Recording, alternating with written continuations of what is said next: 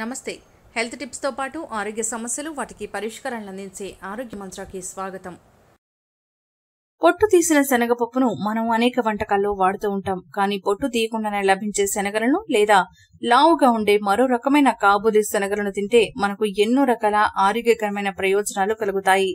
ముఖ్యంగా ఈ శనగలను నానబెట్టి లేదా ఉడకబెట్టి లేదంటే మొలకల రూపంలో నిత్యం తీసుకుంటే దాంతో ఎన్నో లాభాలు కలుగుతాయి. పలు అనారోగ్య సమస్యలు కూడా దూరమవుతాయి. ఈ క్రమంలో శనగల వల్ల మనకు ఎలాంటి ఉపయోగాలు ఉంటాయో ఇప్పుడు తెలుసుకుందాం. ఇక వివరాలకు వెళితే ముందుగా శనగల్లో పీచు పదార్థం ఎక్కువగా ఉంటుంది. ఇది శరీరంలో ఉన్న కొలెస్ట్రాల్ ను తగ్గించి వేస్తుంది. దీంతో గుండె సంబంధిత సమస్యలు రాకుండా చూసుకోవచ్చు.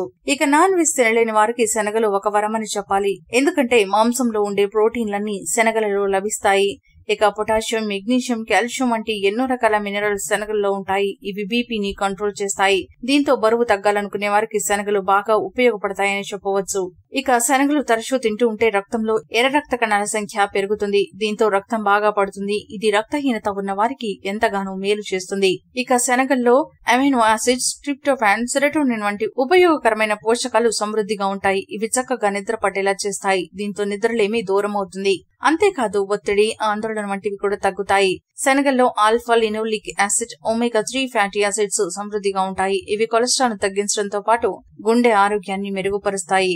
ఇక ఐరన్, ప్రోటీన్స్, మినరల్స్ సమృద్ధిగా ఉండడం వల్ల శనగలు శరీరానికి మంచి శక్తినిస్తాయి. యాంటీ ఆక్సిడెంట్లు బాగా ఉండడం వల్ల శరీర రోగ నిరోధక వ్యవస్థ పటిష్టమవుతుంది.